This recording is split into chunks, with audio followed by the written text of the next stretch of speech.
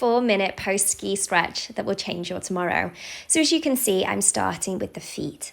I'm working with the plantar fascia by pressing into the toes, lifting up the heel and pushing the ankle forwards. So work on both sides, spend as long as you need here. Then we move on to the tops of the feet. So I tuck the toes under, push the ankle forward to get the top of the foot and the front of the ankle through to the shin.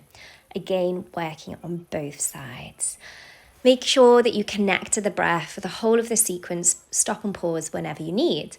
Then I move on to rotations through the ankle. So as you can see, I'm supporting the back of the thigh, working through the ankle, and then I relax the foot, the ankle, the lower leg, and let the movement come in circles from the knee joint. After I've done that, I take the heel back and I bring the thighs together and thrust the hips forward to get the tops of the thighs, the quadricep. I work through the other side, again, rotations through the ankle, super nice after ski. And then through the knee, this one you can do also before you ski. There's a lot of pressure on the knees, especially when you free ride. And then after that, again, take the foot back, bring the thighs together, thrust the hips forward and stretch the top of that thigh.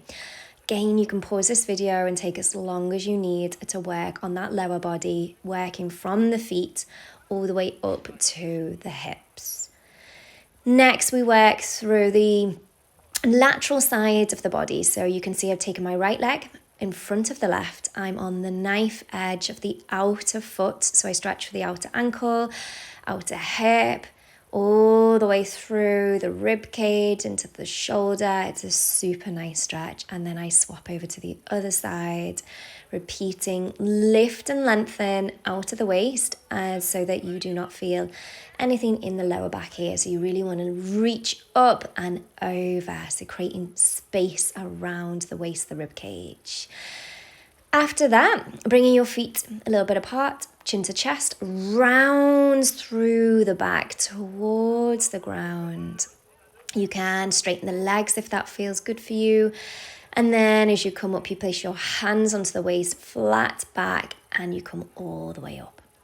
I then move into the shoulders. I interlock my fingers, pressing the palms up towards the sky, breathing here. Try to keep the shoulder blades down the back with this one. Again, pause this video, take your time as long as you need, and then let your arms come down on an out breath. I'm moving back into the lower body. Here, as you can see, I'm moving from squat to Uttanasana, forward fold, to work into the hamstrings and the hips. So as you can see here, as I'm doing a forward fold, my toes are pointing forwards. And then as I come into Malasana squat, my toes turn out. You can, of course, adapt this to suit your body. So you can stay a little bit higher in the squat. Obviously here I'm quite low down. You may sit a little bit higher up, which feels better for the knees and the hips. And when you come into the hamstring, you might want to bend the knees, soften through the knees to release the lower back a little bit. I've got straight legs here. I'm grabbing hold of the backs of the heels. You can take hold a little bit higher up the legs depending on how the hamstrings are feeling post-ski.